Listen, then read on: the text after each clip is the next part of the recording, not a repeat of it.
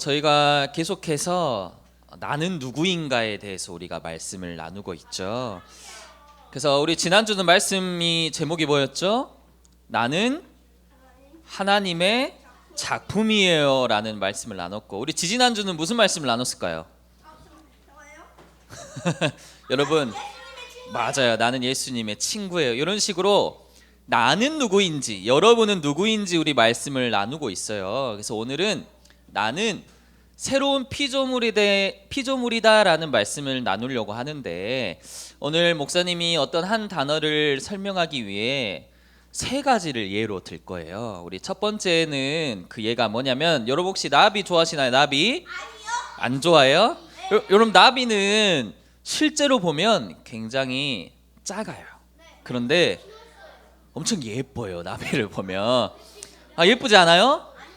요게 색깔이 지금 이렇지만 빨간색도 있고 노란색도 있고 보라색도 있고 하얀색도 있고 막 검은색도 있고 굉장히 예뻐요. 막 형광색도 있어요. 막 밤에 빛 비추는 것도 있고 굉장히 나비가 예쁘단 말이에요. 근데 나비가 이렇게 예쁜데 어렸을 때는 어떻게 생겼을까요? 나비가 뭘 겁나 못생기기까지 해요. 맞아요. 겁나 못생겼어요. 맞아요. 나비의 어렸을 때 모습을 보면 여기 보세요. 애벌레라고 하는데 이거 쉽지가 않죠. 이거 만질 수 있을까요? 없을까요? 저는 못 만집니다. 이 애벌레는 느리고 기어다니고 징그럽고 막 어떻게 해야 될지 모르겠어요.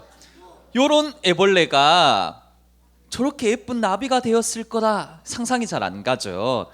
여러분, 우리는 이 애벌레를 보면서, 이걸 지켜보면서 이 애벌레가 커서 뭐가 될까? 이렇게 생긴 애가 뭐가 될까? 했는데 이 애벌레는 시간이 지나면서 요렇게 돼가지고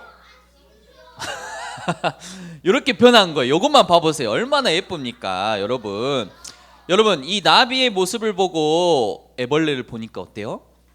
애벌레가 완전히 새로 바뀌었죠.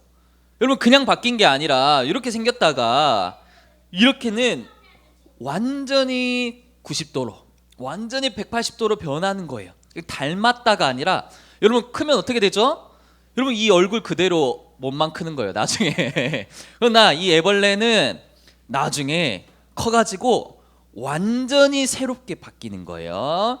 자, 우리 두 번째 예를 들 건데, 여러분, 한 아이가 장난감이 있었어요. 근데 이 장난감이, 로봇이 고장이 난 거예요. 그래서 이 아이가 이제 리모컨으로 조종을 하는데 고장이 나서 막 앞으로도 가지 못하고 막 로봇이 제자리로 이렇게 뱅글뱅글 돌기만 하는 거예요. 그러니까 아이는 너무 슬프겠죠. 그래서 이 아이가 딱 이제 어떤 한 사람을 불러요. 어떤 사람을 불렀냐? 이 로봇을 만든 이제 기술자를 부른 거예요. 이 기술자 아저씨가 와가지고 이 로봇의 안에 있죠.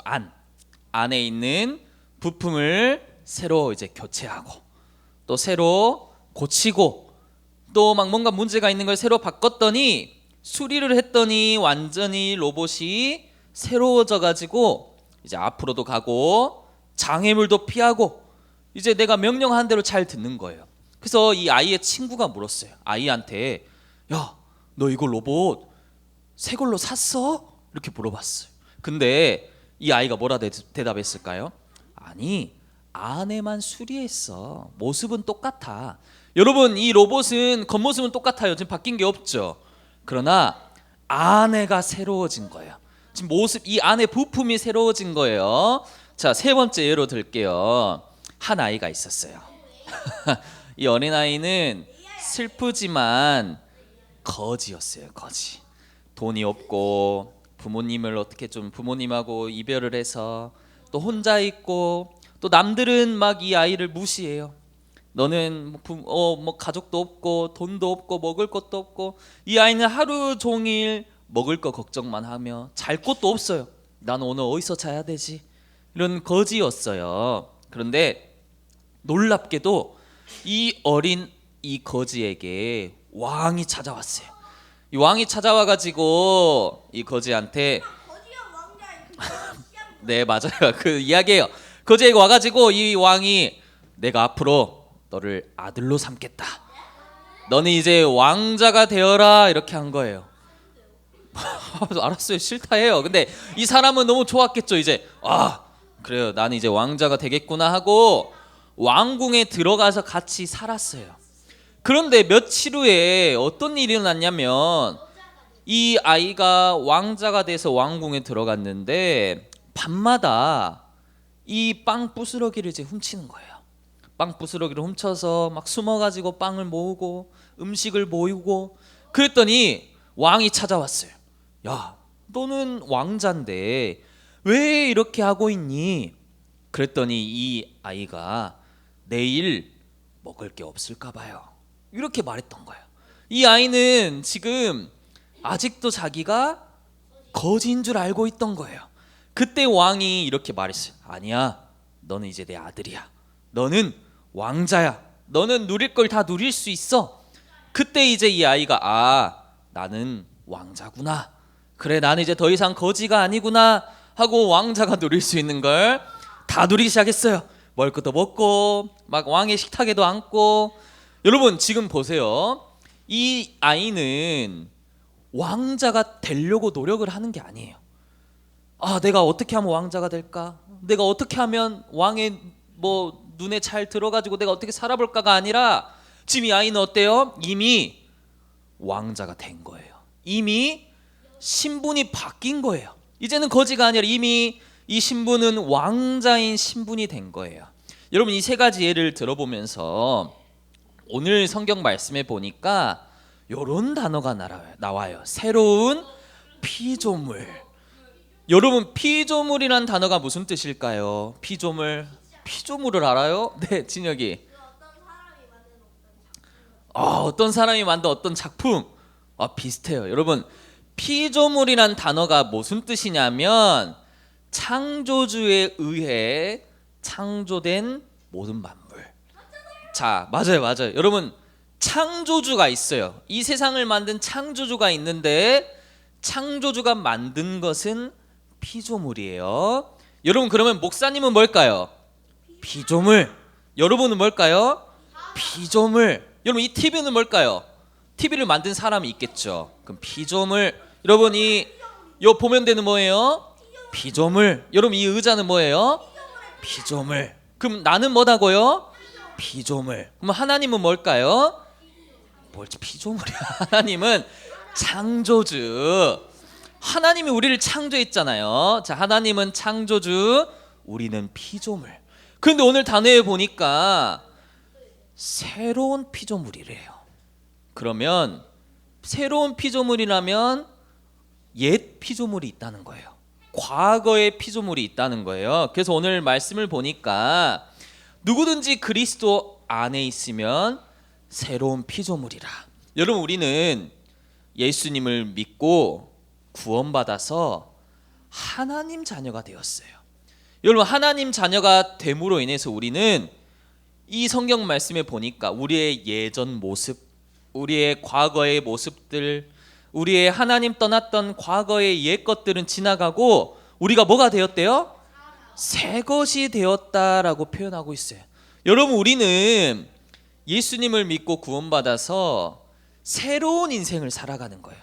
과거의 인생이 아니까. 아니 여러분 고백할 수도 있죠. 아니 제가 인생을 살아봤자 얼마나 살았다고. 이제 8살인데요. 뭔 옛 인생이 있습니까? 아니요. 우리는 예수님을 믿는 순간 새로운 사람이 되는 거예요. 근데 여러분 우리가 어떻게 새로운 사람이 될 수 있냐면 단어 하나가 더 있어요. 무슨 단어가 있냐? 바로 그리스도 안에.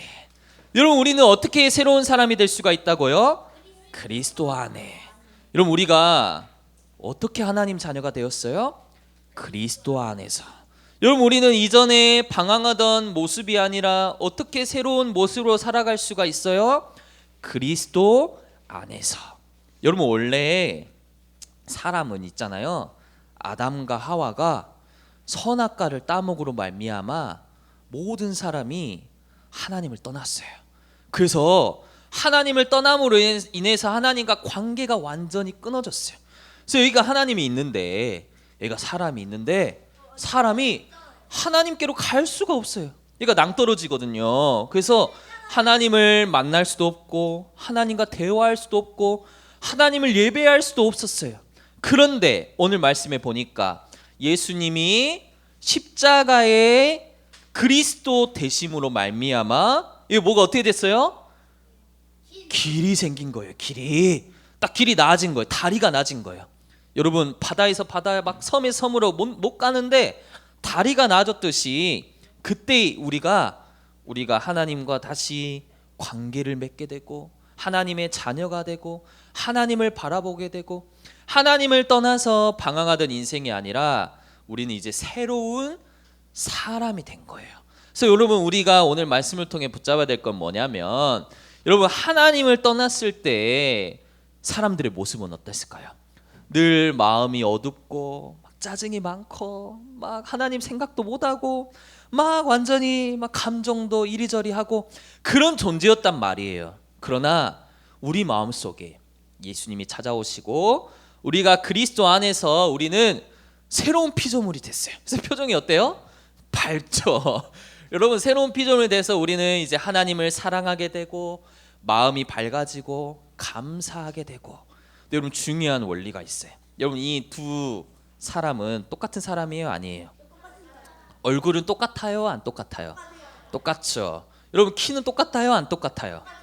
여러분 우리가 새로운 피조물이라고 해서 외모가 바뀌는 게 아니에요. 막 우리가 성형 수술 해가지고 내가 새로운 사람이 되겠다.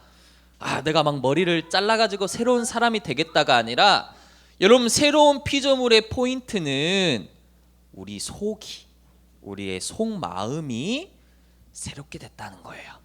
여러분 우리의 속 상태가 우리의 영적인 상태가 새롭게 됐다는 거. 근데 왜 어떻게 새롭게 됐다고요? 누구로 말미암아? 그리스도로 말미암아. 여러분 한 번 더 제가 질문하겠습니다. 우리가 어떻게 새로운 피조물이 됐다고요? 누구로 말미암아? 그리스도로 말미암아. 여러분 우리가 그리스도로 말미암아 여러분이 하나님 자녀가 되고 또 새로운 피조물이 됐다는 사실을 놓치지 않길 바랍니다. 그래서 여러분 우리 받은 말씀 붙잡고 오늘 합심으로 함께 기도하면 좋겠어요.